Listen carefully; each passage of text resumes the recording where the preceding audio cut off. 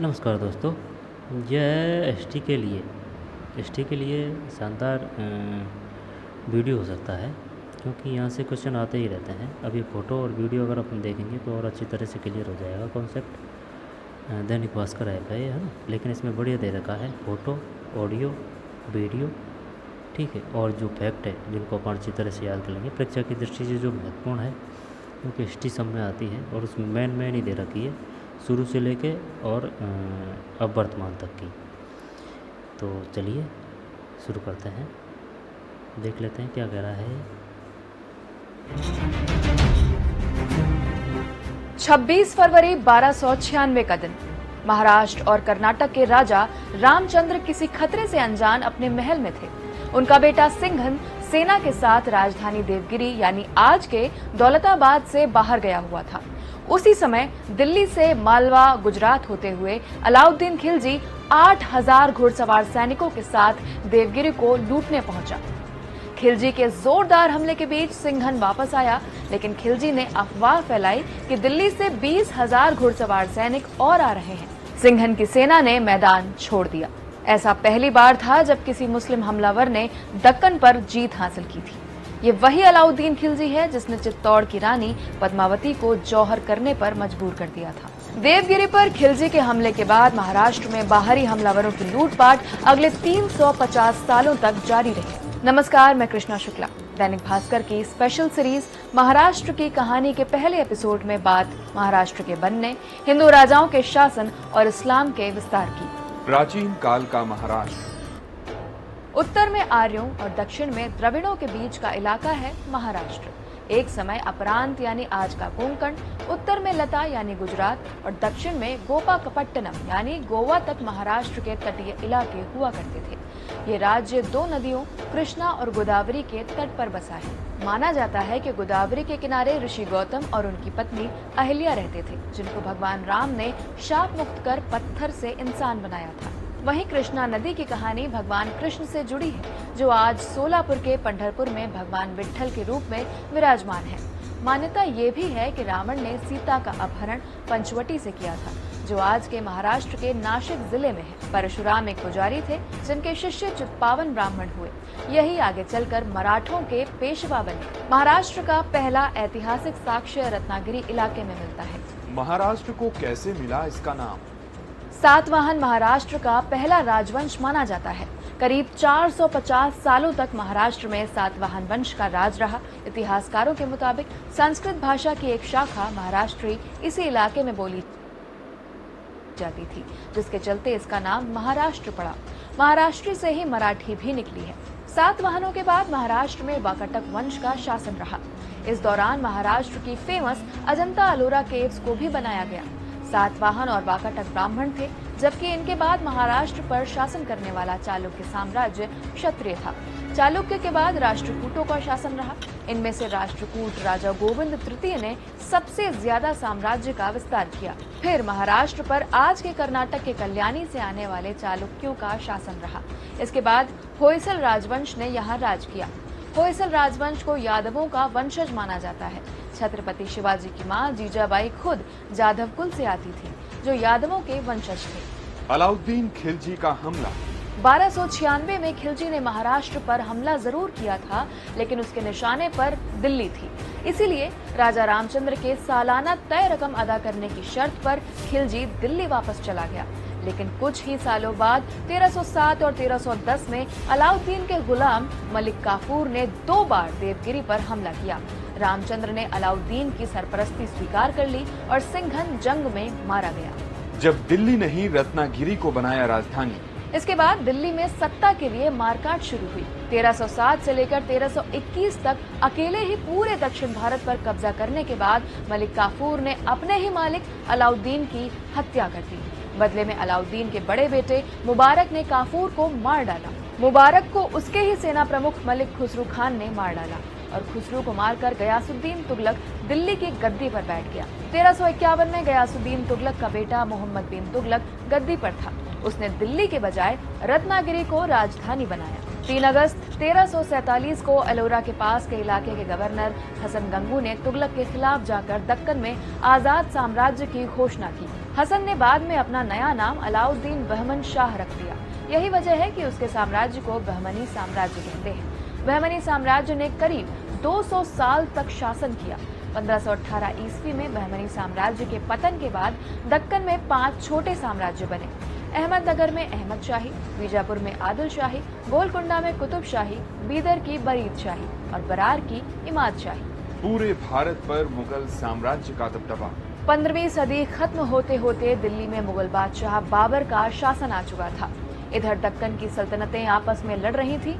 तभी मुगल बादशाह अकबर ने मौका देखकर 1600 ईस्वी में अपने बेटे मुराद को अहमदनगर के किले पर हमला करने भेजा। उस वक्त अहमदनगर की निजाम शाही हुसैन निजाम शाह की बेटी चांद बीबी के हाथ में थी। चांद बीबी ये जंग हार गई और मुगलों के हाथों में पड़ने से पहले ही खुद की जान ले ली। 1626 में मुगलों ने अहमदनगर पर पूरी तरह से कब्जा कर लिया था। 1658 से 1707 यानी 49 सालों में मुगल बादशाह औरंगजेब ने दक्कन समेत लगभग पूरे भारतीय उपमहाद्वीप पर मुगल साम्राज्य कायम किया, लेकिन वो दक्कन के पहले मराठा शासक शिवाजी भोसले को हराने में नाकाम रहा। 19वीं शताब्दी में जब पूरा भारत ईस्ट इंडिया कंपनी के कब्जे में था, तब भी पुणे ने अपनी आजादी बचा कर रखी थी। महाराष्ट्र की कहानी सीरीज के अगले हिस्से में मिलते हैं महाराष्ट्र के पेशवा शासन और अंग्रेजों के कब्जे की कहानी के साथ। धन्यवाद। आई क्या कुछ समझ में बात? दोबारा देखा क्या हैं? चल पढ़ लेते हैं, इसमें आ जाएगा ना। खिलजी ने कृष्ण के वंशजों को हराया। नौकर ने खड़ा किया महाराष्ट्र का बहमनी साम्राज्य। क्या है चांद बीबी का किस्सा? देखते हैं। 26 फरवरी 1296 की बात है। 26 फरवरी 1296। 26 फरवरी 1296।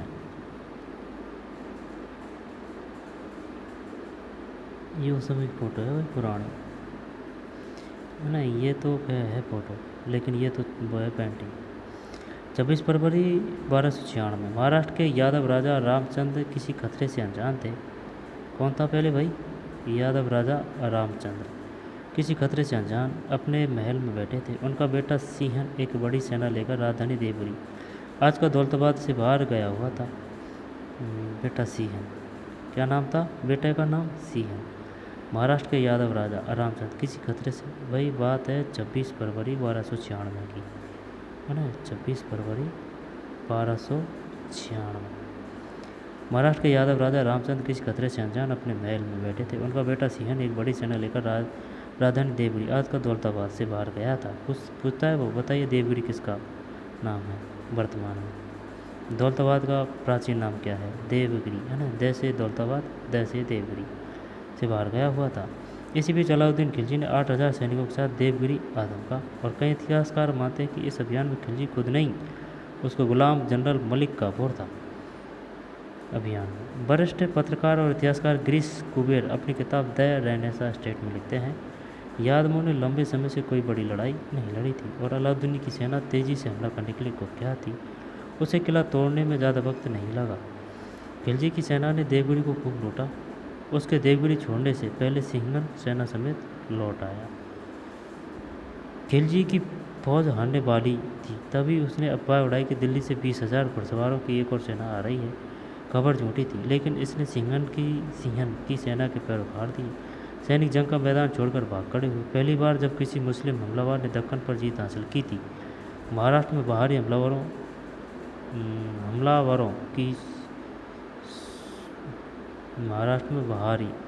की शुरू की गई मारकाट अगले 350 सालों तक जारी रही। महाराष्ट्र विधानसभा चुनाव से पहले भास्कर लाया महाराष्ट्र के इतिहास, युद्ध, राजनीति और इम्पोर्ट से को समेटे 3 एपिसोडों की स्पेशल सीरीज। ठीक है भाई, महाराष्ट्र की कहानी। आज पहले एपिसोड महाराष्ट्र के बनने, शुरुआती हिंदू राजाओं के शासन और इस्लाम के फैलने की कहानी, यही काम का है अपना, है ना। चैप्टर 1, परशुराम के वंशज थे मराठाओं के पेशवा। परशुराम के वंशज थे मराठाओं के पेशवा। ठीक है, मराठा पेशवाओं को तो हर कोई जानता है। परशुराम के वंशज थे भाई। ये सही नहीं है, ये इस वजह से सही नहीं है क्योंकि जो इतिहासकार हैं ना, वो काफ़ी बताते हैं कि यहाँ से राजस्थान से राजपूत भी गए थे वहाँ, और वो जाके ही बस गए थे वो वहाँ पे। तो शायद उनकी ही कोई शाखा हो, ये हो सकता है, क्योंकि इतिहास सबूत मांगता है भाई। महाराष्ट्र पर सबसे पहला शासन सातवाहन वंश का माना जाता है। किसका? सातवाहन वंश का माना जाता है। हालांकि 6ठी शताब्दी ईसा पूर्व में शिशुनाग वंश ने करीब 150 साल शासन किया। जो पहले क्या आ रहा है, सातवाहन वंश का माना जाता है। हालांकि 6ठी शताब्दी ईसा पूर्व में शिशुनाग वंश ने, 6ठी शताब्दी ईसा पूर्व की बात कर रहा है, ने करीब, जब पहले सातवाहन वंश है, क्रम पूछ लेगा वो, बताइए निम्नलिखित को क्रमबद्ध रूप से व्यवस्थित कीजिए। जब सातवाहन वंश के बाद में शिशुनाग वंश ने करीब 150 साल शासन किया। शिशुनाग के बाद नंद वंश और फिर चंद्रगुप्त मौर्य ने इसे अपने साम्राज्य में बुलाया। दोबारा देख, है ना, सातवाहन वंश के बाद में शिशुनाग के बाद में नंद वंश, फिर चंद्रगुप्त मौर्य ने इसे अपने साम्राज्य में बुलाया। चंद्रगुप्त मौर्य के गुरु कहे जाने वाले कौटिल्य ने अर्थशास्त्र में अस्मक नामक की जगह के बारे में लिखा है। चंद्रगुप्त मौर्य के गुरु कहे जाने वाले कौटिल्य ने अर्थशास्त्र में अस्मक नाम की जगह के बारे में लिखा है, जो आज के महाराष्ट्र का नांदेड़ जिला है। हालांकि कुछ पौराणिक कहानियों में शिशुनाग वंश से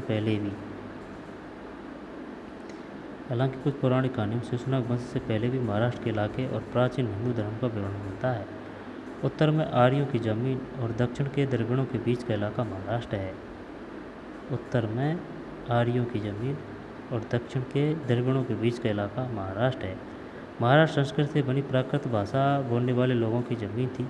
ये लोग दक्कन के पठार के पश्चिम और विंध्य के पहाड़ों के बीच रहते थे। दक्कन के पठार के पश्चिम और विंध्य के पहाड़ों के बीच रहते थे। गोदावरी और कृष्णा नदी के किनारे पर होने के कारण, गोदावरी और कृष्णा नदी के किनारे पर होने के चलते ये ज़मीन उपजाऊ भी थी और यहाँ कपास की खेती की जाती थी। अपरांतक यानी कि आज का कोंकण है। कोंकण का प्राचीन नाम क्या था? अपरांत।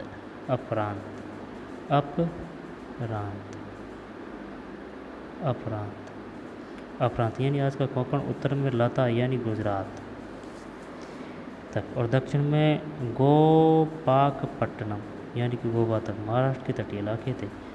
ये जो प्राचीन नाम है ना, यहाँ से आ जाए क्वेश्चन देखें। कोंकण का प्राचीन नाम था अपरांतक और गुजरात का लता है ना, और गोपाकपट्टनम किसका नाम था? ये गोपाक का तो नाम पता चल रहा है, गोपाकपट्टनम गोवा, लेकिन लता गुजरात और कोंकण अपरांत के तटीय इलाके थे। एक बड़ी पर्वत श्रृंखला सह्याद्री तटीय इलाकों को मैदान से अलग करती थी। सह्याद्री बंदरगाहों तक पहुंचने के लिए व्यापारियों को इसे पार करना पड़ता था। माना जाता है कि भारत में घोड़े नहीं होते थे। गुजरात और मालवा के रास्ते घोड़ों को मध्य एशिया और फारसी ईरान से महाराष्ट्र लाया गया था। कहा जाता है कि गोदावरी नदी के किनारे ऋषि गौतम और उनकी पत्नी अहिल्या रहती थी। गोदावरी। वहीं कृष्णा नदी की कहानी भगवान कृष्ण से जुड़ी है, जो आज पंढरपुर में भगवान विट्ठल के रूप में विराजमान है। उन्हें विष्णु के कृष्ण अवतार का एक रूप माना जाता है। रावण ने भगवान राम की पत्नी सीता का अपहरण पंचवटी से किया था। पंचवटी से किया था। यह पंचवटी आज के महाराष्ट्र के नासिक जिले में है।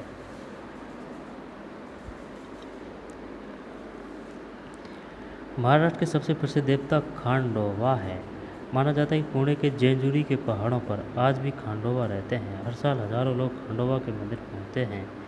परशुराम एक पुजारी थे। दक्कन के पटारी ब्राह्मणों ने जब उनका बहिष्कार कर दिया तो उन्होंने चिता की आग से ब्राह्मणों का शुद्धिकरण कर अपने शिष्य बनाए, जिन्हें चित पावन ब्राह्मण कहा गया। ये आगे चलकर यही ब्राह्मण मराठों के पेशवा बने और पुणे से भारत के बड़े इलाके पर शासन किया। एक कहानी मराठा शासन से भी जुड़ी है। कहा जाता है कि तुलजापुर की देवी भवानी एक लड़के के सामने प्रकट हुई और उसे तलवार दी। यह लड़का बड़ा होकर छत्रपति शिवाजी महाराज बना, जिन्होंने मुगलों के शासन के अंतिम और ब्रिटिश शासन के पहले के दौर में महाराष्ट्र और बाकी भारत के बड़े इलाकों पर शासन किया। महाराष्ट्र का पहला ऐतिहासिक साक्ष्य तटीय रत्नागिरी इलाके में मिलता है। यहाँ करीब 12,000 साल पहले के विशालकाय जानवरों के चित्र पत्थरों पर उकेरे गए। 12,000 साल पहले के विशालकाय जानवरों के चित्र। ये बताइए रत्नागिरी कहाँ है? महाराष्ट्र में ही। महाराष्ट्र का पहला ऐतिहासिक शब्द तटीय रत्नागिरी इलाके में मिलता है। कहाँ मिलता है? रत्नागिरी में। यहाँ करीब 12,000 साल पहले के विशालकाय जानवरों के चित्र पत्थरों पर उकेरे गए।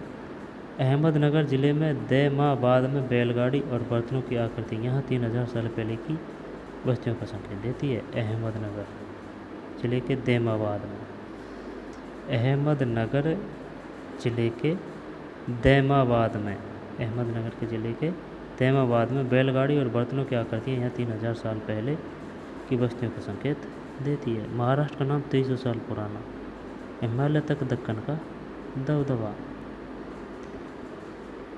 ये भाई मंदिर है, ठीक है ना, ये मंदिर है, पत्थर को काट के बनाया गया है और जो भी भूमि के अंदर, ये काफ़ी विख्यात है और काफ़ी अकल्पनीय है, ठीक। और अब भी बढ़िया कंडीशन में है।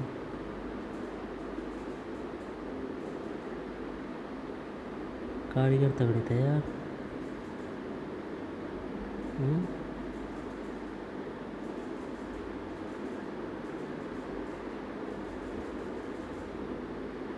सातवाहन महाराष्ट्र का पहला राजवंश माना जाता है।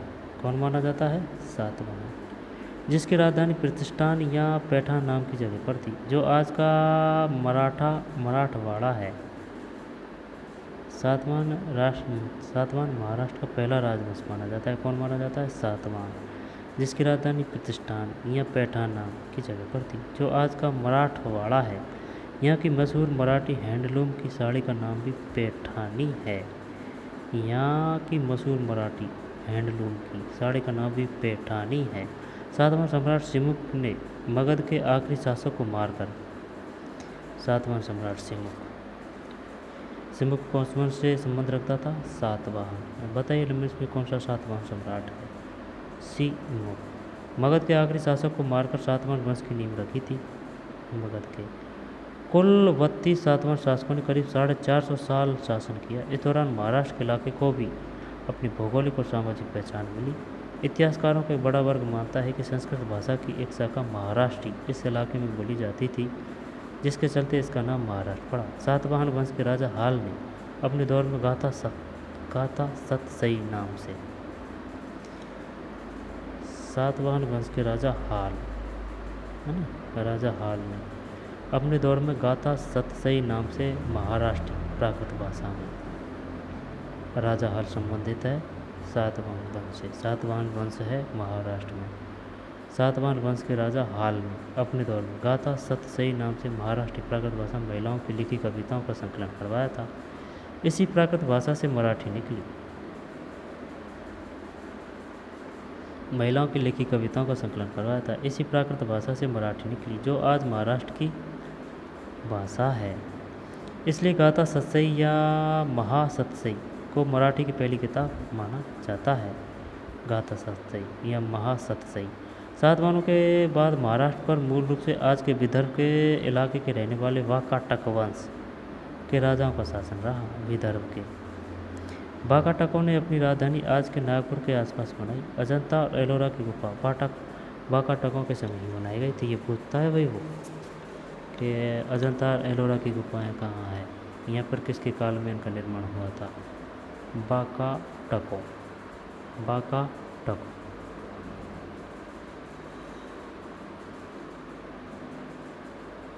सातवाहनों के बाद किसका शासन रहा? सातवाहन के बाद महाराष्ट्र में मूल रूप से आज के विदर्भ के इलाके के रहने वाले वाकाटक वंश, ठीक है, जो आज महाराष्ट्र की भाषा है। इसलिए गाथा सतसई या महासतसई को मराठी की पहली किताब माना जाता है।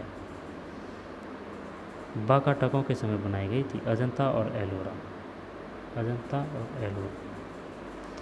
वाकाटकों के बाद चालुक्य राजा पुलकेशिन प्रथम ने महाराष्ट्र पर शासन किया। सातवाहन और वाकाटक ब्राह्मण थे।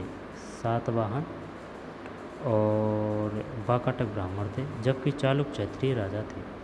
सातवाहन हो चाहे वाकाटक हो, ये तो ब्राह्मण थे भाई, जबकि चालुक्य क्षत्रिय राजा थे। 6ठी शताब्दी में पुलकेशिन प्रथम के उत्तराधिकारी पुलकेशिन द्वितीय ने सोने के सिक्के निकाले थे। चीन यात्री हेनसांग ने पुलकेशिन द्वितीय की आर्मी को ट्रेनिंग दी और प्रशासन के ऊपर सिखाए। जब वो पूछता है क्वेश्चन कि हेनसांग किसके समय में आया था, कहाँ आया था, हेनसांग पुलकेशिन द्वितीय, हेनसांग, ठीक है ना। हेनसांग चीनी यात्री किसके समय आया था, पुलकेशिन द्वितीय की आर्मी को ट्रेनिंग दी और प्रशासन के गुर सिखाए। 629 ईस्वी में हेनसांग भारत आया था। कब आया था, 629, ठीक है ना, 629 ईस्वी है भाई। किसके समय आया था, ये आया था पुलकेशिन द्वितीय, ठीक है ना। इसकी आर्मी को ट्रेनिंग दी थी भाई, ठीक। पुलकेशिन द्वितीय 629, कौन आया था 629 में यहाँ पर पुलकेशिन द्वितीय के समय, चीन यात्री हेनसांग, पहाया नहीं, हेनसांग। बादामी चालुक्यों की दूसरी राजधानी माने जाने वाली एलोरा में उसकी मुलाकात पुलकेशिन द्वितीय से हुई। पुलकेशिन ने हर्षवर्धन को हराया था। 629 ईस्वी में हेनसांग भारत आया। बादामी चालुक्यों की दूसरी राजधानी माने जाने वाली एलोरा में उसकी मुलाकात पुलकेशिन द्वितीय से हुई। पुलकेशिन ने हर्षवर्धन को हराया था। हर्षवर्धन काफ़ी पराक्रमी था भाई, लेकिन हर्षवर्धन को भी हरा दिया किसने, पुलकेशिन ने। चालुक्य राजा विक्रमादित्य द्वितीय की मौत के बाद महाराष्ट्र पर राष्ट्रकूटों का शासन शुरू हुआ। इनमें से राष्ट्रकूट राजा गोविंद द्वितीय ने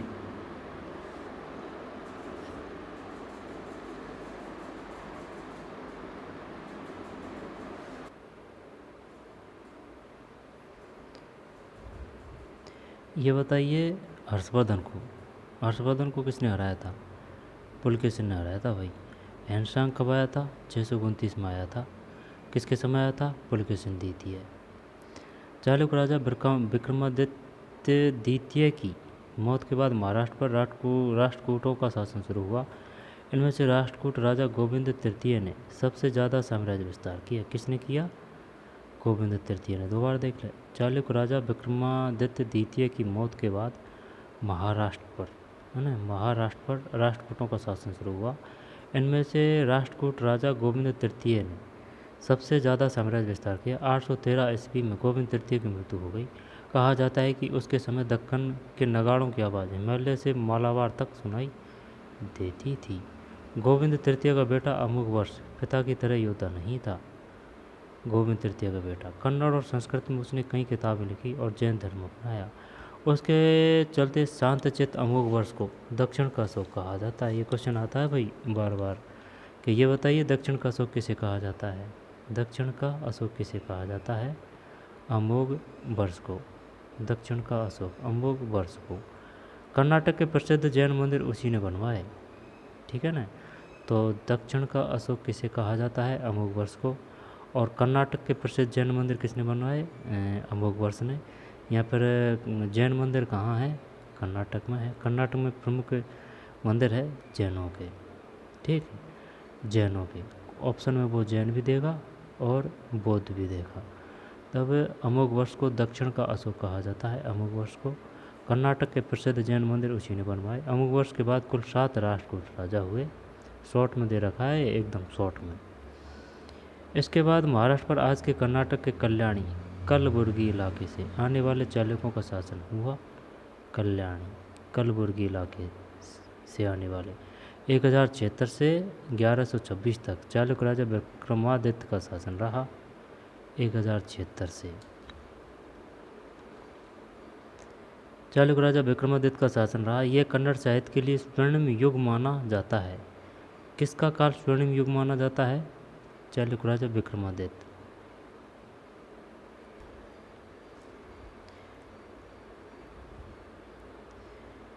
इसके बाद महाराष्ट्र पर आज के कर्नाटक के कल्याणी यानी कि कलबुर्गी इलाके से आने वाले चालुक्यों का शासन हुआ 1076 से 1124 तक। चालुक्य राजा विक्रमादित्य का शासन रहा। यह कन्नड़ साहित्य की बात है ना, कन्नड़ साहित्य की। 1076 से 1126 कन्नड़ साहित्य की बात। स्वर्ण युग माना जाता है विक्रमादित्य का काल। किसके लिए? साहित्य के लिए। इसी दौरान वीरशैव संप्रदाय की शुरुआत हुई, जो आज भी अस्तित्व में है। वीरशैव कन्नाड़ी चालुक्य वंश के दौरान ही आज के कर्नाटक के हासन जिले से होयसाल राजवंश की शुरुआत हुई थी। कहा जाता है कि कृष्ण जब मथुरा छोड़कर गुजरात के द्वारका गए तो उनके साथ बड़ी तादाद में यादव भी गए थे। मथुरा छोड़कर गुजरात के द्वारका गए तो उनके साथ बड़ी तादाद में यादव भी गए थे। 1100 ईस्वी के आसपास इन यादवों ने होयसाल राजवंश की नींव रखी थी। यादवों ने महाराष्ट्र के आज के औरंगाबाद में स्थित दौलताबाद के किले को अपना गढ़ बनाया। दोबारा देख ले, 1100 ईस्वी के आसपास इन यादवों ने होयसल राजवंश की नींव रखी थी। यादवों ने महाराष्ट्र के आज के औरंगाबाद में स्थित दौलताबाद के किले को अपना गढ़ बनाया। देवगिरी उनकी राजधानी थी। नासिक और दक्षिणी भारत में आज भी यादव पाए जाते हैं। नासिक और दक्षिण भारत में आज भी यादव पाए जाते हैं। 1318 ईस्वी तक यादव राजाओं ने महाराष्ट्र के बड़े इलाके पर शासन किया। छत्रपति शिवाजी की मां जीजाबाई खुद जादव कुल से आती थी। जादव कुल, जीजाबाई खुद जादव कुल से आती थी, जो यादवों के वंशज थे। ठीक है ना, यादवों के वंशज। जीजाबाई की पैदाइश महाराष्ट्र के बुलढाणा जिले में सिंध खेड़ राजा के नाम की जगह की है। उनके पिता लखुजीराव जादव एक शक्तिशाली सामंत थे। जीजाबाई की पैदाइश महाराष्ट्र के बुलढाणा जिले में सिंध खेड़ राजा के नाम की जगह की है। उनके पिता लखुजीराव जादव एक शक्तिशाली सामंत थे। BK Rajwade, DR. भंडारकर जैसे कुछ इतिहासकार यादव वंश को पहला मराठा साम्राज्य मानते हैं। यादवों के शासनकाल में भी मराठी भाषा को राज दरबार की भाषा बनाया गया। हालांकि महाराष्ट्र पर शासन करने वाला कोई भी राजवंश उत्तर भारत की तरफ नहीं बढ़ पाया, या कहे कि दिल्ली पर शासन नहीं कर पाया। महाराष्ट्र पर 9 प्राचीन राजवंशों ने 1900 साल शासन किया। ये इम्पोर्टेंट है यार, इसका स्क्रीनशॉट ले लेते हैं, पढ़ना काम देगा ये।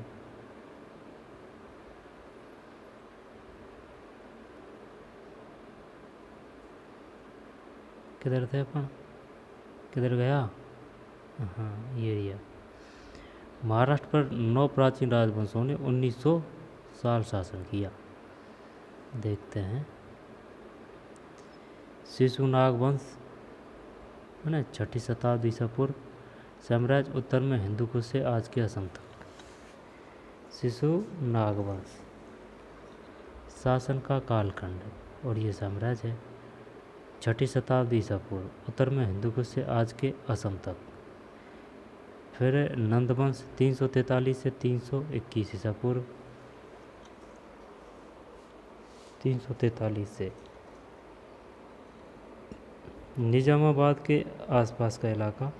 मौर्य वंश 322 से 185 ईसा पूर्व, 322 से 185 है मौर्य वंश। गुजरात और महाराष्ट्र के तटीय इलाके।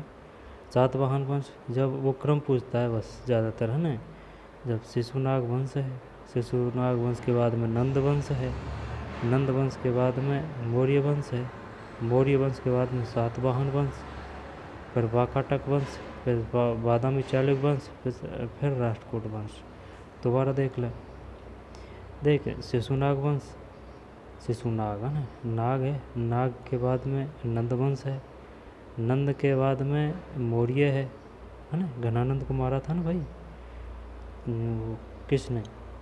चंद्रगुप्त मौर्य ने, है ना।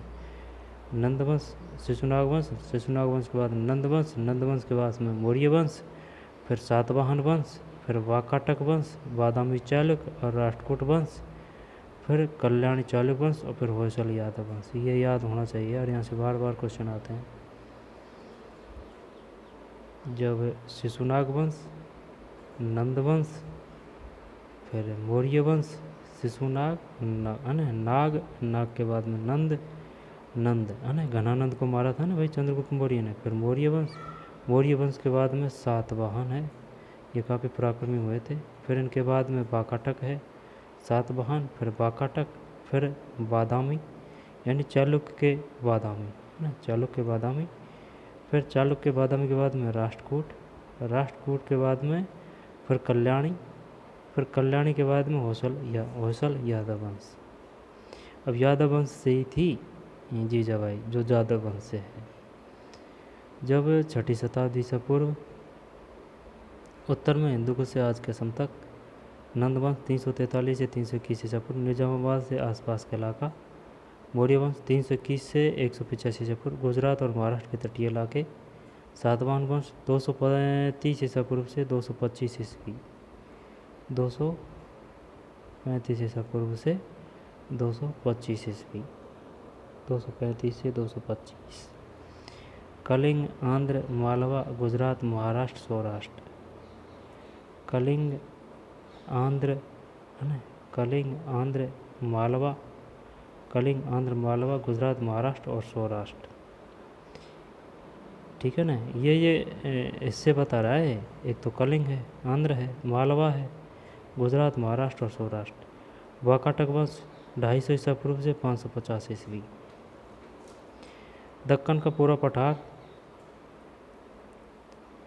उत्तर में बुंदेलखंड से दक्षिण में हैदराबाद। बादामी चालुक्य वंश 550 से 750 ईस्वी। फिर वाकाटकों के साम्राज्य के अलावा बंगाल, बिहार। राष्ट्रकूट वंश 750 से 973 ईस्वी। महाराष्ट्र, कर्नाटक के कुछ हिस्से, गुजरात, आंध्र प्रदेश, उत्तर प्रदेश, बंगाल है ना, वाकाटक। रुद्रमा देवी वाकाटक वंश से ही थी। दक्कन का पूरा पठार उत्तर में बुंदेलखंड, दक्षिण में हैदराबाद तक है ना, दक्षिण में हैदराबाद। फिर बादामी चालुक्य वाकाटकों के साम्राज्य के अलावा बंगाल, बिहार। राष्ट्रकूट वंश 750 से 973 ईस्वी। महाराष्ट्र, कर्नाटक के कुछ हिस्से, गुजरात, आंध्र प्रदेश, उत्तर प्रदेश, बंगाल। और कल्याणी चालुक्य वंश 975 से 1100 ईस्वी। कल्याणी उत्तर कर्नाटक के इलाके, महाराष्ट्र। होयसल यादव वंश 1116 से 1318 ईस्वी, कर्नाटक, महाराष्ट्र। अलग अलग स्रोतों के अनुसार शासन के कालखंड में कुछ अंतर संभव है। ये देख मंदिर, गजबन मंदिर, महाराष्ट्रकालीन मंदिर है। मूर्तियाँ चारों तरफ और काफ़ी पुराना। ये नहीं है कि भाई अभी का बना हुआ है, लेकिन पत्थर बढ़िया क्वालिटी का है। ठीक है भाई, ये है। अब ये कौन सा पढ़ लिया था अपन ने?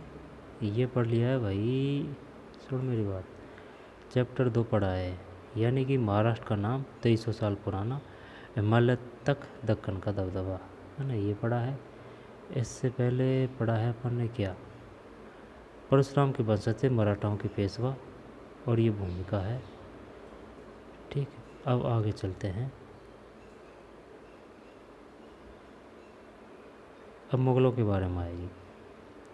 अलाउद्दीन खिलजी का हमला, दक्षिण में पहले मुस्लिम शासक की दस्तक। कांग्रेस के संस्थापक सदस्य जज महादेव गोविंद रानडे ने अपनी किताब मराठा ताकत का उदय में लिखा है, 17वीं सदी में जो राजनीतिक सफलता शिवाजी ने पाई वह 13वीं सदी के संत ज्ञानेश्वर के धार्मिक और सामाजिक आंदोलन का ही परिणाम थी। 13वीं सदी के संत ज्ञानेश्वर के 1296 में संत ज्ञानेश्वर ने समाधि ली थी।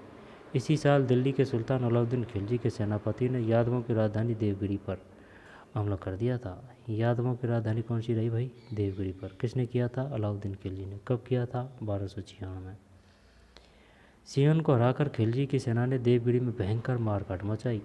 जैसा हमने आपको शुरुआत में बताया कि एक झूठी अफवाह के चलते सिंहन की सेना ने खिलजी के आगे हार मान ली थी। इसके बाद रामचंद्र ने खिलजी के सेनापति मलिक काफूर को बड़ा खजाना देकर समझौता किया और सिर्फ 5 दिन के अंदर 200 साल पुराना यादव राजवंश घुटनों पर आ गया सिर्फ 5 दिन के अंदर। काफ़ी बड़ी बात है। हाँ, जो वो छल कपट से करते हैं जब ऐसे ही है ना। और छल कपट हमारे राजा या फिर सामंत या फिर जागीरदार या फिर राजपूत, ये राजा नहीं जानते थे, अपने शासक नहीं जानते थे छल कपट को। हालांकि अलाउद्दीन के निशाने पर दिल्ली की सल्तनत थी, इसलिए सालाना एक तय रकम अदा करने की शर्त पर खिलजी वापस दिल्ली चला गया। इसके बाद 1307 और 1310 में भी मलिक काफूर ने 2 बार देवगिरी पर हमला किया। कब कब किया? एक तो 1307 है, पूछता है वो, और एक 1311 है। मलिक काफूर ने देवगिरी पर कब कब आक्रमण किया? 7 और 11। 1307 11। जब ऑप्शन में ऐसे नहीं है कि भाई तेरे को 1300 ही देगा वो, ऐसे समझ में 1307 भी देगा वो, 1207 भी देगा वो, 1407 भी देगा वो, ठीक है ना। 1307 और 1310 में देवगिरी पर हमला किया। रामचंद्र ने अलाउद्दीन की सरपरस्ती स्वीकार कर ली और सिंघन जंग में मारा गया। कुल 4 बार अलाउद्दीन ने महाराष्ट्र के यादव वंश को हराया, 4 बार। ये किला है भाई उस समय का, देख, ये उस समय का किला है, काफ़ी विशाल का है किला है भाई। इनमें रहते तो होंगे, ऐसे तो है नहीं है कि ये तुरंत ही खंडर हो गए। धीरे धीरे टाइम बदला, प्रशासन बदला, स्थिति परिस्थिति बदली, ठीक है ना, तब जाके हुए हैं खाली। पहले खूब चहलकदमी रहती होगी यहाँ पे बाकायदा। अब अपन ने तो देखा नहीं, तो अपन को ऐसा ही लगेगा खंडर, लेकिन ये जो खंडर है ये हर किसी के हाथों से ही तो बना है, ये तो है नहीं किसी भूत वगैरह ने बना दिए हुए। दिल्ली के ब्राह्मण का नौकर बहमनी साम्राज्य का शासक बना। दिल्ली के ब्राह्मण का नौकर बहमनी साम्राज्य का शासक बना। 1307 से लेकर 1321 तक मलिक काफूर ने अकेले ही पूरे दक्षिण भारत पर कब्जा कर लिया। मलिक काफूर 1307 से 1321 2 बार इसने लौटा था ना भाई। हाँ, 1307 और 1310 में मलिक काफूर ने 2 बार देवगिरी पर हमला किया। 1307 से 1321 तक मलिक काफूर ने अकेले ही पूरे दक्षिण भारत पर कब्जा कर लिया था। बाद के सालों में दिल्ली में सत्ता के लिए मारकाट मची। अलाउद्दीन को मलिक काफूर ने अलाउद्दीन को मलिक काफूर ने मारा, यानी कि अलाउद्दीन खिलजी को। अच्छा, मलिक काफूर ने मारा। मलिक की हत्या अलाउद्दीन के बड़े बेटे मुबारक खिलजी ने की। यानी कि सिस्टम ओटा सोटा हो रहा है भाई। देख, अलाउद्दीन खिलजी है, अलाउद्दीन खिलजी को सुलटा दिया किसने? मलिक काफूर ने। फिर मलिक की हत्या कर दी किसने? ये जो अलाउद्दीन के है ना, मलिक काफूर को मारा। और फिर मलिक काफूर को मार रहा है कौन? ये अलाउद्दीन का बड़ा बेटा मुबारक खिलजी ने की थी, ठीक। मलिक काफूर की मुबारक खिलजी ने की। मुबारक की हत्या सेना के प्रमुख मलिक खुसर खान ने की कर दी। 1 मिनट। अलाउद्दीन को मलिक काफूर ने मारा और मलिक की हत्या अलाउद्दीन के बड़े बेटे मुबारक खिलजी ने की। मुबारक की हत्या सेना के प्रमुख मलिक खुसरू खान ने कर दी। खुसरू को मारकर गयासुद्दीन तुगलक खुद दिल्ली की गद्दी पर बैठ गया। गयासुद्दीन तुगलक। गयासुद्दीन तब पंजाब के एक छोटे इलाके का गवर्नर था। गयासुद्दीन 1351 ईस्वी में गयासुद्दीन का भतीजा मोहम्मद बिन तुगलक गद्दी पर था। 1351 में उसने दिल्ली के बजाय देवगिरी दौलताबाद को राजधानी बनाया। गयासुद्दीन का भतीजा मोहम्मद बिन तुगलक है ना, दौलताबाद को राजधानी बनाया। किसको बनाया? देवगिरी मतलब दौलताबाद। ये वही है, पागल राजा बोलते हैं, विद्वान भी था ये, वही है मोहम्मद बिन तुगलक, ठीक है ना, राजधानी परिवर्तन वगैरह। इस दौरान एलोरा के पास के इलाके का गवर्नर हसन गंगू हुआ करता था, जो शुरुआती समय में दिल्ली में गंगू के नाम के एक ब्राह्मण का सेवादार हुआ करता था। 3 अगस्त 1347 को हसन गंगू ने मोहम्मद बिन तुगलक के खिलाफ दक्कन में एक आज़ाद साम्राज्य की घोषणा कर दी। उसने महाराष्ट्र के अलावा कर्नाटक और आंध्र प्रदेश के भी कुछ इलाके कब्जाए। हसन गंगू ने बाद में अपना नया नाम अलाउद्दीन बहमन शाह रख लिया। यानी कि ये जो हसन गंगू है ना भाई, इसका ही नाम है ये अलाउद्दीन बहमन शाह है। दोबारा देख लें, 3 अगस्त 1347 की बात है। 3 अगस्त 1347 को 3 अगस्त 1347 को हसन गंगू ने मोहम्मद बिन तुगलक के खिलाफ दक्कन में एक आज़ाद साम्राज्य की घोषणा कर दी। हसन गंगू ने मोहम्मद बिन तुगलक के खिलाफ दक्कन में एक आज़ाद साम्राज्य की घोषणा कर दी। उसने महाराष्ट्र के अलावा कर्नाटक और आंध्र प्रदेश के भी कुछ इलाके कब्जाए। हसन गंगू ने बाद में अपना नया नाम अलाउद्दीन बहमन शाह रख लिया।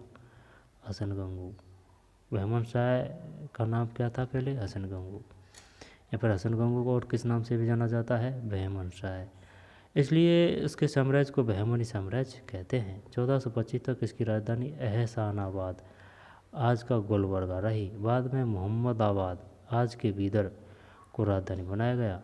यानी कि एहसानाबाद, गुलबर्गा, आज का गुलबर्गा, जो गुलबर्गा है उसका प्राचीन नाम क्या था? एहसानाबाद। एहसानाबाद, गुलबर्गा। बाद में मोहम्मदाबाद, यानी कि बीदर, आज का बीदर, को राजधानी पहले बनाया था किसको? एहसानाबाद यानी गुलबर्गा, बाद में बीदर को। गुलबर्गा बाद में बीदर को, यानी कि पहली है एहसानाबाद। एहसानाबाद को बोलते थे गुलबर्गा, आज का गुलबर्गा। बाद में मोहम्मदाबाद, यानी कि आज का बीदर, को राजधानी बनाया गया। बहमनी साम्राज्य के करीब 200 सालों के शासन में कुल 18 शासक हुए। 16वीं शताब्दी की शुरुआत में बहमनी साम्राज्य का मरूद हो चला था। शासक वर्ग कई धड़े बन गए थे। आम मुसलमान भी शिया और सुन्नी में बंटे। 1518 ईस्वी में बहमनी साम्राज्य के पतन के बाद दक्कन में 5 छोटे साम्राज्य बने। इन 5 सल्तनतों के नाम थे अहमदनगर, निजाम शाही, बीजापुर की आदिल शाही, गोलकुंडा की कुतुब शाही, बीदर की वरीद शाही और बरार की इमाद शाही। ये है 1518 ईस्वी में बहमनी साम्राज्य के पतन के बाद। बहमनी साम्राज्य का पतन कब हुआ? 1518 के बाद दक्कन में 5 छोटे साम्राज्य बने। इन 5 सल्तनतों के नाम थे अहमदनगर। तो ज़रूरी नहीं है क्वेश्चन इस तरीके से है, क्वेश्चन इस तरीके से भी आता है, बताइए निजाम शाही थी कहाँ, या फिर आदिल शाही थी कहाँ, या फिर बीजापुर में क्या थी, या फिर गोलकुंडा में क्या थी, या फिर बरीद शाही थी। अभी बरीद का तो वो मुश्किल देगा क्योंकि बीदर और बरीद शाही सेम है, ठीक है ना। और ये इमाद शाही, यहाँ से क्वेश्चन आता है बार बार, अच्छी तरह देख लेते हैं। जब अहमदनगर में थी निजाम शाही, अहमदनगर में निजाम शाही, बीजापुर में आदिल शाही, गोलकुंडा में कुतुब शाही, बीदर में बरीद शाही, बरार में इमाद शाही। जब और ये तो सब याद है, और सब याद नहीं है, सब बरीद याद है भाई। जब अहमदनगर में क्या है? अहमदनगर, याद कैसे करना चाहिए इसको? अहमदनगर में निजाम शाही है भाई, ठीक है। और बीजापुर में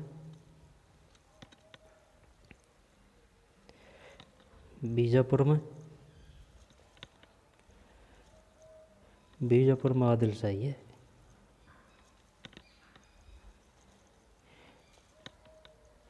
बीजापुर में आदिल शाही, गोलकुंडा में कुतुब शाही, बीदर की तो याद है। दोबारा देख, अहमदनगर निजाम शाही, बीजापुर आदिल शाही, गोलकुंडा, कुंडा से ऐसे याद कर सकते, कुंडा ऊ की मात्रा है ना। जब गोलकुंडा में कुतुब शाही, गोलकुंडा या फिर कू से कुतुब शाही हो गया, कू से कुतुब शाही। जो गोलकुंडा में कुतुब शाही, बीदर में बड़ी शाही, ये दोनों तो याद है। और अहमदनगर है ना, ये निजाम हो गया। और बीजापुर आदिल शाही और बरार की इमाद शाही, ठीक, ये है बरार, अहमदनगर, बीजापुर, बीदर, गोलकुंडा,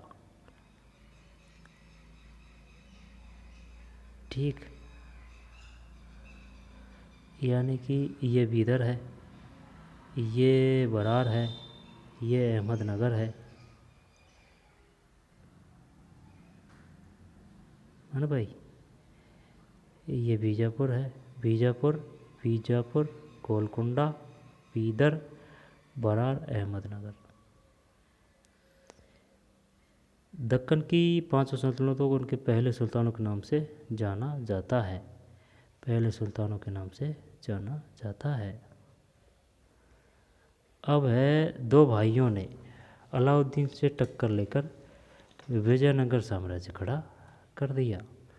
देखते हैं। 1323 ईस्वी में गयासुद्दीन ने वारंगल के काकतीय राजवंश के राजा को बंदी बना लिया। काकतीय कंपिली के दरबार में 2 सगे भाई हरिहर और बुक्का मंत्री हुआ करते थे। कंपिली दोनों भाग निकले और तुंगभद्रा नदी पार करके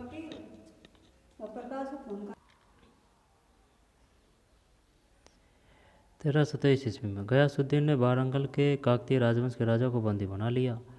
कंपली के दरबार में 2 सगे भाई, कहाँ थे भाई, हरिहर और बुक्का। कंपीली के दरबार में हरिहर और बुक्का मंत्री हुआ करते थे। दोनों भाग निकले और तुंगभद्रा नदी पार करके 1336 एक नया शहर बसाया। दोनों भाग निकले और तुंगभद्रा नदी पार करके 1336 में एक नया शहर बसाया। उसने गुरु विद्यारण्य के नाम पर इसका नाम रखा विद्यानगर। इसे बाद में विजयनगर कहा गया। विद्यानगर यानी विजयनगर का पहले प्राचीन नाम क्या था, विद्यानगर। आज हेरिटेज साइट में से एक हम्पी कभी विजयनगर साम्राज्य का हिस्सा हुआ करता था। आज हेरिटेज साइट में से एक हम्पी कभी विजयनगर साम्राज्य का हिस्सा हुआ करता था। हरिहर बुक्का ने तुंगभद्रा नदी के दक्षिणी हिस्से को मुसलमानों से आज़ाद करवाया। मुद्रे जैसे कई के मुगलिया कब्जे के इलाके जीते। हरिहर बुक्का के वंशजों ने भी साम्राज्य विस्तार किया। बहमानी साम्राज्य के समांतर ही विजयनगर साम्राज्य भी खड़ा हो चुका था। बुक्का के वंशज राजा कृष्णदेव राय 1509 से 1529। बुक्का के वंशज राजा कृष्णदेव राय 1509 से 29 दौर तक लगभग पूरा दक्षिण भारत विजयनगर साम्राज्य का हिस्सा बन गया। लगभग पूरा दक्षिण भारत विजयनगर साम्राज्य का हिस्सा बन गया।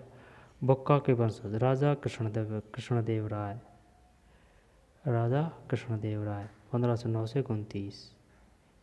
ठीक है। दक्षिण साम्राज्य हरिहर बुक्का ने 1336 में विजयनगर बसाया था। यह साम्राज्य 200 साल कायम रहा। हरिहर बुक्का ने 1336 में विजयनगर का प्राचीन नाम क्या था, विद्यानगर था भाई। ठीक है ना, विद्यानगर था ये, विद्यानगर 1336 में। ठीक है ना, 1336 में हरिहर और बुक्का। तुंगभद्रा कृष्णा नदी के दोआब का इलाका बहुत उपजाऊ था। विजयनगर साम्राज्य के तहत आने वाले कोंकण इलाके में कई बंदरगाहें भी थे जिन पर बहमनी साम्राज्य की नज़र थी। 1336 से 1565 में तालिकोट के युद्ध तक बहमनी के सुल्तानों और विजयनगर के शासकों के बीच कम से कम 10 युद्ध हुए। 1336 से लेकर 1565 तक तालिकोट के युद्ध तक बहमनी के सुल्तानों और विजयनगर के शासकों के बीच कम से कम 10 युद्ध हुए। आखिरकार 1565 में बहमनी साम्राज्य से अलग होकर बनी 5 सल्तनतों के एक साथ विजयनगर हमला बोल दिया।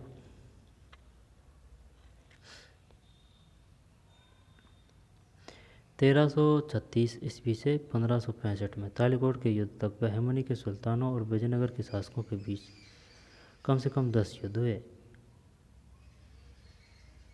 बहमनी साम्राज्य की नज़र थी। विजयनगर साम्राज्य के तहत आने वाले कोंकण इलाके में कई बंदरगाहें भी थे जिन पर बहमनी साम्राज्य की नज़र थी। 1336 से 1565 में तालिकोट के युद्ध तक, 1565 में हुआ था भाई तालिकोट का युद्ध, है ना, जब बांट के खा गए थे तालिकोट में बहमनी साम्राज्य को, क्योंकि उस समय एक ही ये हार हुई थी और लास्ट में ही हार हुई थी ये विजयनगर साम्राज्य की। क्या है कि सब मिल गए थे भाई, सब मिला के तब आक्रमण किया था बहमनी साम्राज्य पर। वही है तालिकोटा का युद्ध, ठीक है ना, तब उसका साम्राज्य का बंटवारा कर लिया था। शासकों के बीच कम से कम 10 युद्ध हुए। आखिरकार 1565 में बहमनी साम्राज्य से अलग होकर बनी 5 सल्तनतों ने एक साथ विजयनगर हमला बोल दिया। विजयनगर की हार हुई। राजा का सिर एक विजेता ट्रॉफी की तरह नुमाइश के लिए दीवार पर टांग दिया गया। राजा का सिर, ठीक है भाई। मुगलों ने दक्कन की सल्तनतें कब्जाई। मुगलों ने दक्कन की सल्तनतें कब्जाई, शिवाजी को नहीं हरा सके। 15वीं सदी के ख़त्म होते होते दिल्ली में मुग़ल बादशाह बाबर का शासन आ चुका था। इधर दक्कन की सल्तनत आपस में लड़ रही थी। ऐसे में मुग़ल बादशाह अकबर ने दक्कन में हमले का मौका देखा। 1600 ईस्वी में अकबर ने अपने बेटे मुराद को, अकबर के बेटे का नाम क्या था, मुराद, को अहमदनगर के किले पर हमला करने के लिए भेज दिया। अहमदनगर की निज़ामशाही तब हुसैन निज़ाम शाह की बेटी चांद बीबी के हाथों में थी। अहमदनगर की निज़ामशाही तब हुसैन निज़ाम शाह की बेटी चांद बीबी, अहमदनगर की निज़ामशाही तब हुसैन निज़ाम शाह की बेटी चांद बीबी के हाथों में थी। चांद बीबी ये जंग हार गई। उन्होंने मुग़लों के हाथों में पड़ने से पहले खुद की जान ले ली।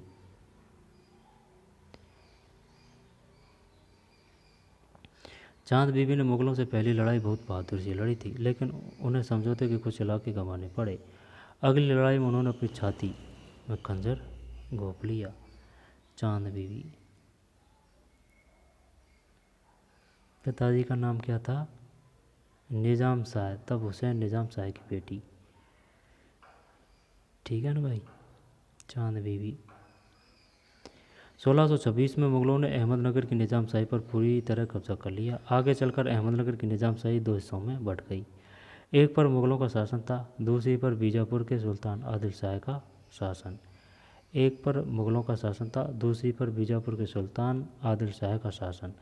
12 सितंबर 1686 को बीजापुर पर भी मुग़ल साम्राज्य काबिज हो गया। समझ में नहीं आई बात। 1686 में मुग़लों ने अहमदनगर की निज़ामशाही पर पूरी तरह कब्जा कर लिया। आगे चलकर अहमदनगर की निज़ामशाही को दो हिस्सों में बंट गई। एक पर मुग़लों का शासन था, दूसरी पर बीजापुर के सुल्तान आदिल शाह का शासन। 12 सितंबर 1686 को बीजापुर भी मुग़ल साम्राज्य काबिज हो गया। बरार की अहमद शाही यानी आज के महाराष्ट्र का विदर्भ और बीदर की वरीद शाही दोनों ही छोटे साम्राज्य थे। बीदर को बाद में बीजापुर में मिला लिया गया और वरीद शाही के आखिरी सुल्तान अमीर बरीद तृतीय को उसके बेटों को बीजापुर की जेल में डाल दिया गया। गोलकुंडा की कुतुबशाही की नींव रखने वाला कुली कुतुब शाह है। गोलकुंडा की कुतुबशाही की नींव रखने वाला किसने रखी थी कुतुबशाही की नींव, नाम से ही पता चल रहा है, कोई दिक्कत नहीं है ना। कुली कुतुब शाह एक तुर्की था जो पहले बहमनी साम्राज्य की सेना में रहा था। उसने गोलकुंडा आज के तेलंगाना के इलाके में से अपनी सल्तनत की शुरुआत कर दी। 1580 में गोलकुंडा पर मोहम्मद कुली कुतुब शाह का शासन आया। मोहम्मद को हैदराबाद शहर बसाने सुल्तान के तौर पर जाना जाता है। मोहम्मद को हैदराबाद शहर बसाने वाले सुल्तान के तौर पर जाना जाता है। कुछ इतिहासकारों के अनुसार उसको भागमती नाम की एक नाचने वाली से प्रेम हो गया था। कुछ इतिहासकारों के अनुसार उसको भागमती नाम की एक नाचने वाली से प्रेम हो गया था। उसी के नाम पर मोहम्मद ने भाग्यनगर शहर बसाया था। भाग्यनगर उसी के नाम पर भागमती से भाग्यनगर किसने,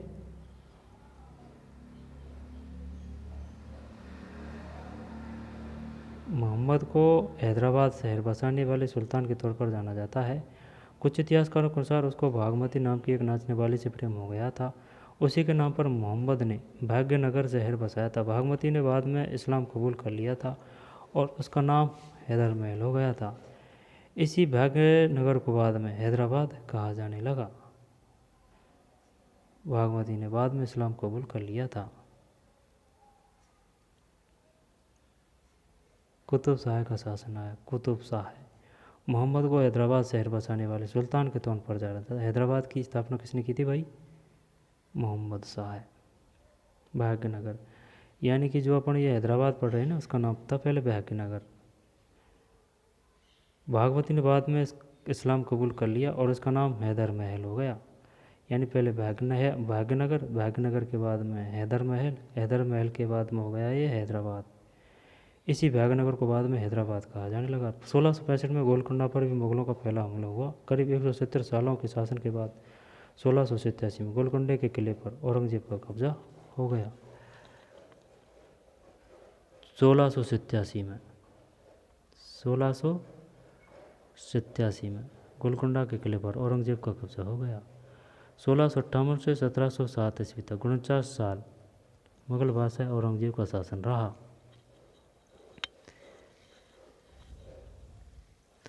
1658 से 1707 किसका शासन रहा? औरंगजेब का। 1658 से 1707। इस दौरान औरंगजेब ने लगभग पूरे भारतीय उपमहाद्वीप पर मुगल साम्राज्य कायम किया, लेकिन वह दक्कन के पहले मराठा शासक शिवाजी भोंसले को हराने में नाकाम रहा। दक्कन के इतिहासकार नरहर कुरंदकर कहते हैं, औरंगजेब ने कई मराठाओं को हराया, लेकिन वो खुद जीत नहीं सका। यही वह इलाका था जिसने ईस्ट इंडिया कंपनी को रोके रखा। 19वीं सदी में जब पूरा भारत ईस्ट इंडिया कंपनी के कब्जे में जा चुका था, तब पुणे ने अपनी आज़ादी बचा कर रखी। पुणे ने महाराष्ट्र की कहानी सीरीज के दूसरे एपिसोड में कल यानी 25 अक्टूबर को पढ़िए महाराष्ट्र के शिवाजी का वर्चस्व, पेशवाओं के शासन और अंग्रेजों के कसमों की कहानी। देखते हैं क्या दिक्कत है, नहीं है क्या?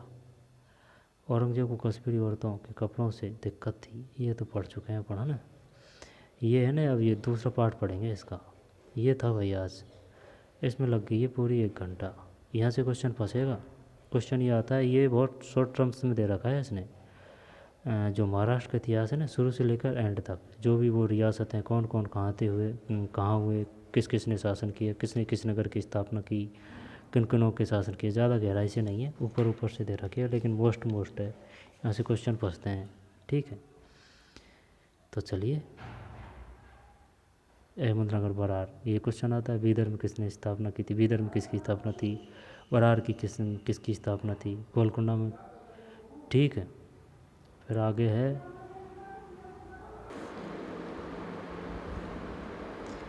यही है भाई, यहाँ से आएगा क्वेश्चन कोई न कोई एग्जाम में। अलाउद्दीन खिलजी, निम्नलिखित को व्यवस्थित कीजिए। शिशुनाग, नंदवंश, मौर्य, सातवाहन, वाकाटक, बादामी, राष्ट्रकूट, कल्याणी, होयसल।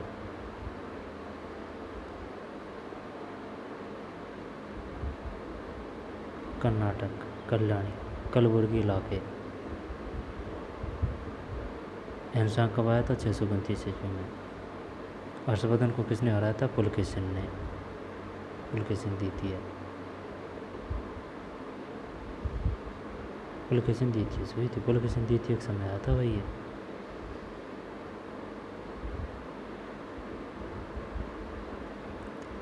पैठान नाम की जगह, प्रतिष्ठान या पैठान।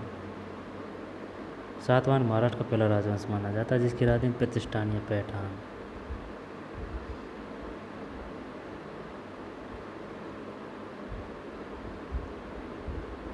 ठीक, ये जो पहला चैप्टर है ना, इसमें तो नहीं आएगा। इसमें से तो परशुराम के वंशज, मराठाओं के वंशज, यहाँ से तो नहीं आएगा, लेकिन आगे से ज़रूर आएगा question.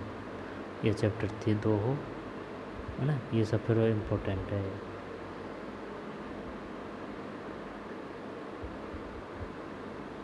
Chapter 3, chapter 4,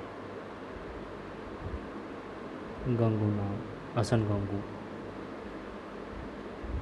Ahmednagar, Brar, Bidar, Golconda, Bijapur. Talikota का युद्ध कब हुआ? 1565 में। चांद बीबी का साम्राज्य था अहमदनगर किले पर।